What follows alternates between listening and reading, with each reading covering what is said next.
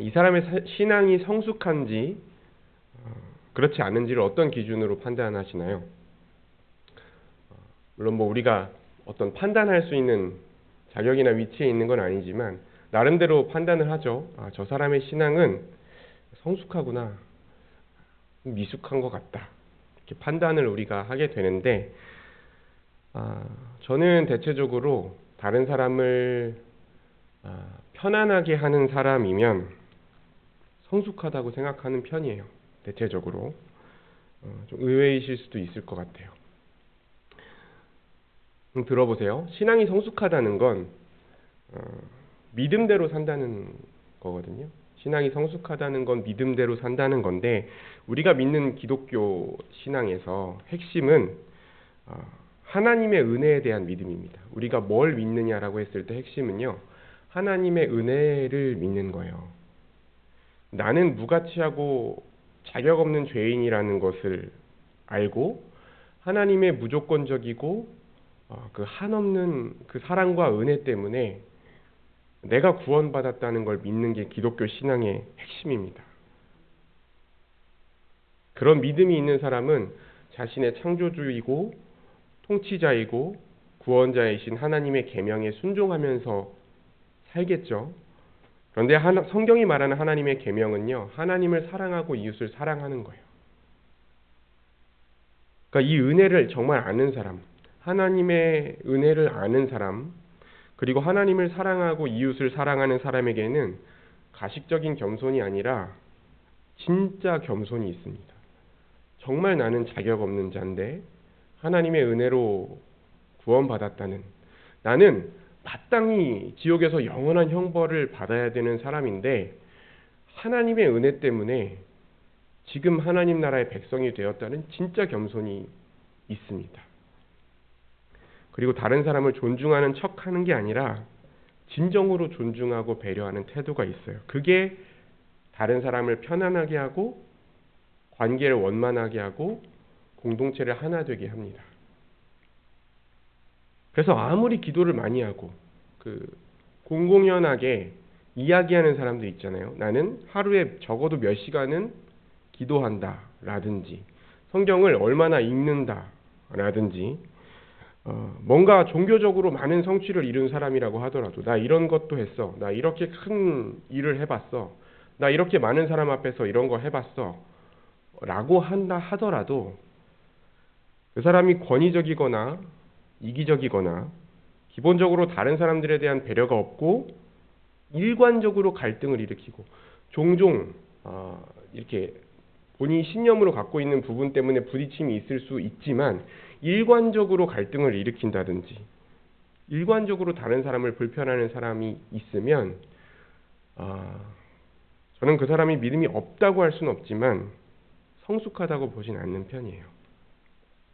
오늘 우리가 읽은 말씀을 보면요, 야곱이 브니엘에서 하나님을 만난 뒤에 분명하게 변화가 일어나거든요.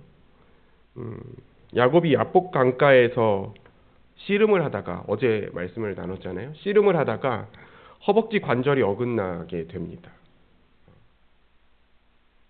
씨름을 하는데 자신의 힘으로 이겨보려고 하는데 그게 안 끝나요. 그 씨름이. 그런데 허벅지 관절이 어긋나게 되면요, 힘을 쓸 수가 없습니다. 자기 힘으로는 아무것도 할 수 있는 게 없어요. 그저 매달려 있는 수밖에 없습니다. 그리고 그때부터 야곱이 비로소 축복을 간구하기 시작합니다. 나에게 복을 주셔야 됩니다. 복 주시기 전에는 보내드리지 않겠습니다. 그때 복을 주겠다 안 주겠다가 아니라 이름을 물으시잖아요. 너의 이름이 뭐냐? 야곱입니다. 그렇게 얘기합니다. 속이는 자라는 이름이죠. 야곱이 인정하는 장면이에요. 저는 그동안 속이는 자로 살아왔습니다. 인정하는 장면입니다. 뱃속에서부터 형과 경쟁했잖아요.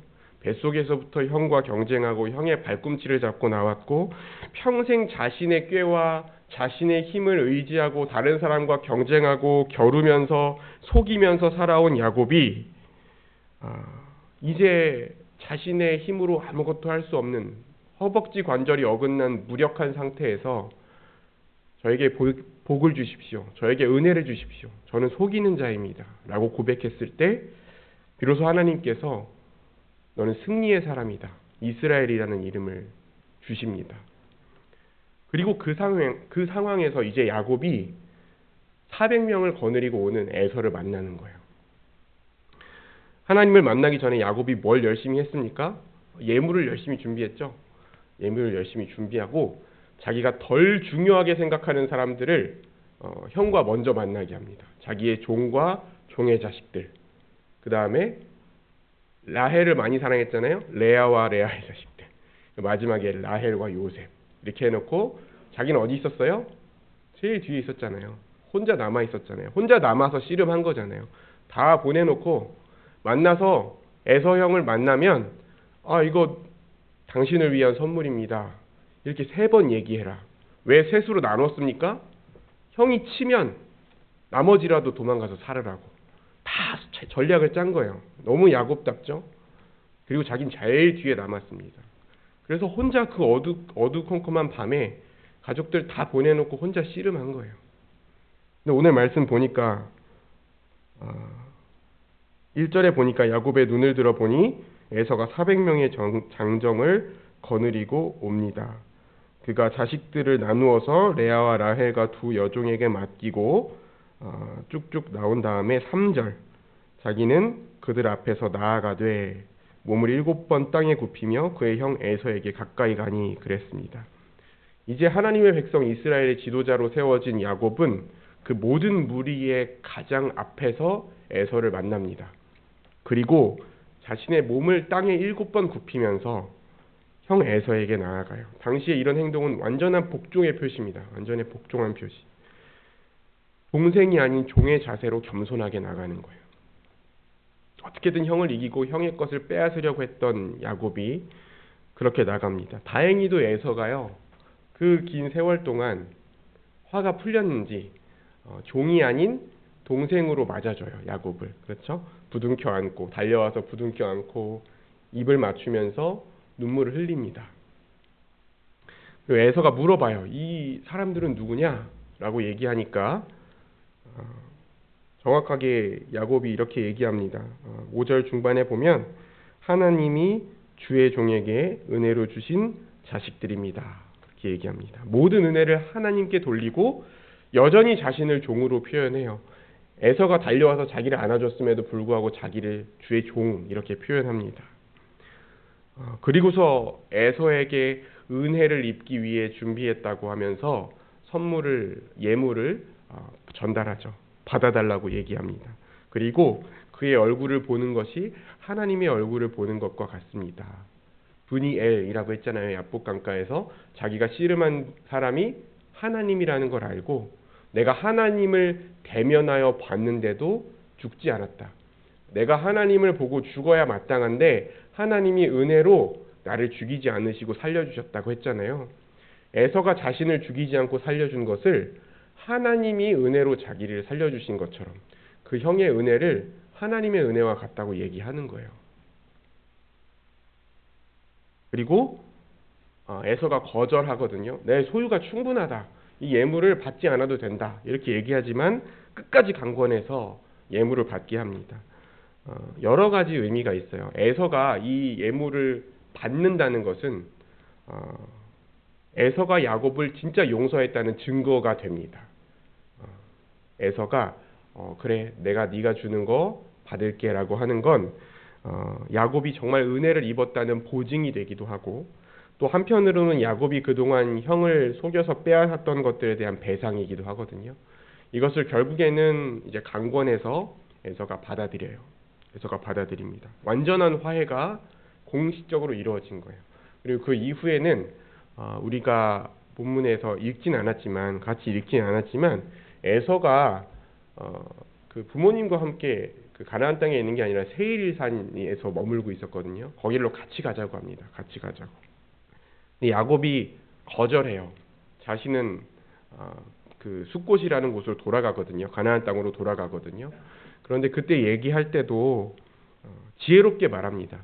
이 사냥꾼들로 구성된 이 에서의 무리들이 사냥꾼들로 장정들로 구성되어 있는데 우리는 이 목자들이고 여인들도 있고 또 아이들도 있고 가축의 새끼들도 있어서 우리가 무리하게 가면 다 죽을 수도 있습니다. 그러니까 천천히 따라가겠습니다. 이렇게 지혜롭고 정중하게 거절을 하고 그 에서와의 갈등을 해결한 후에 자신의 고향 땅에 돌아와서 정착을 하고 아브라함이 제단을 쌓았던 세겜에 가서 장막을 치고 제단을 쌓습니다. 자신의 잘못에 대해서 정직하게 인정하고 그 일에 책임을 지고 온유하고 겸손한 태도로 다른 사람을 대하는 사람이 서로 분열되었던 관계도 화해로 이끌고 공동체 안의 갈등을 해소시켜서 하나 되게 할 수 있어요. 그리고 올바른 곳에 도달하게 할 수 있습니다. 우리나라가 저 몰랐는데 얼마 전에 그 뉴스를 보니까 갈등 지수, 사회 갈등 지수가 뭐 세계 최상위권이라고 하더라고요. 3위인가 그렇다고 하더라고요. 엄청 그 갈등이 심한 거죠. 그냥 피부로 와닿으시잖아요. 뭐 계층 간, 성별 간 뭐 갈등이 엄청 심한데 세계적으로 봐도 심하대요. 우리가 엄청 심하대요. 교회 안에는 갈등이 없나요? 교회 안에? 교회 안에서도 갈등이 있잖아요. 분열도 있고 차별도 있고 경쟁하고 서로 먹고 먹으려는 모습이 교회 안에도 있거든요. 그러면 이 문제의 책임을 누구에게 물으시겠어요? 우리나라 갈등이 세계 최상위권인 책임을 누구에게 물으시겠습니까? 교회의 갈등을 누구에게 책임을 물으시겠어요? 여러 사람의 책임을 물을 수 있겠죠. 자기 입장에 따라, 자기 이익에 따라. 근데 그걸로 해결되지가 않아요, 갈등이. 누군가의 책임을 묻는 것으로는 그 갈등이 해결되지가 않습니다. 우리 자신이 겸손과 지혜로 갈등을 해결하는 사람이 되어야 됩니다. 우리가 교회니까. 저와 여러분이 교회잖아요. 저와 여러분이 겸손과 지혜로 갈등을 해결하는 사람이 되어야 됩니다. 그러기 위해서는 하나님을 만나야 되는 거예요. 그렇잖아요. 야곱이 만났던 것처럼 하나님을 만나야 됩니다. 근데 하나님 만난다는 말은 너무 추상적이잖아요. 하나님 어떻게 만나요? 아까 제가 말씀드렸던 것처럼 하나님의 말씀을 읽고 그 말씀대로 살기를 기도하는 과정에서 그렇게 생각해요. 하나님을 진짜 만난다는 건 우리가 얼마나 크고 비참한 죄인인지를 진짜 깨달아가는 거예요. 그리고 우리에게 베푸신 하나님의 은혜와 그 사랑이 얼마나 깊고 넓은 것인지를 알아가는 것. 저는 그게 하나님을 바르게 만나는 과정이라고 생각합니다.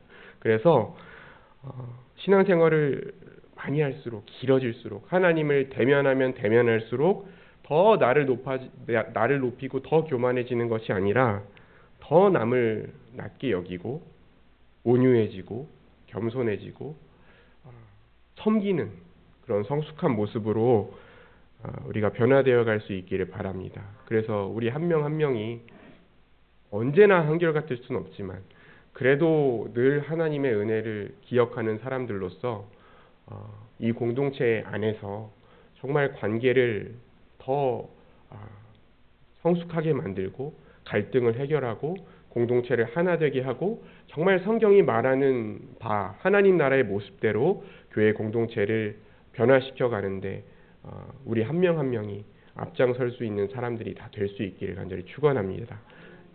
기도하겠습니다.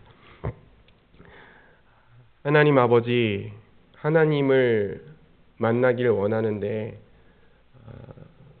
나의 욕심을 추구하고 내가 원하는 바를 요구하고 나를 높이고 나를 세우기 위해서 나의 만족을 위해서 하나님을 찾고 만나는 것이 아니라 하나님의 그 사랑 앞에서 나의 작음을 알고 하나님의 크심을 아는 하나님과의 만남이 이 새벽에 그리고 우리의 삶에 지속되기를 원합니다. 그래서 그 하나님을 만났다는 증거가 우리 삶에서 온유와 겸손과 지혜로 나타나기를 원하고 그래서 그 우리의 삶의 열매를 통해서 우리의 가정과 우리의 일터와 우리의 교회 안에서 정말 화평과 회복의 일들이 일어날 수 있도록 은혜 베풀어 주시옵소서. 예수님 이름으로 기도합니다. 아멘.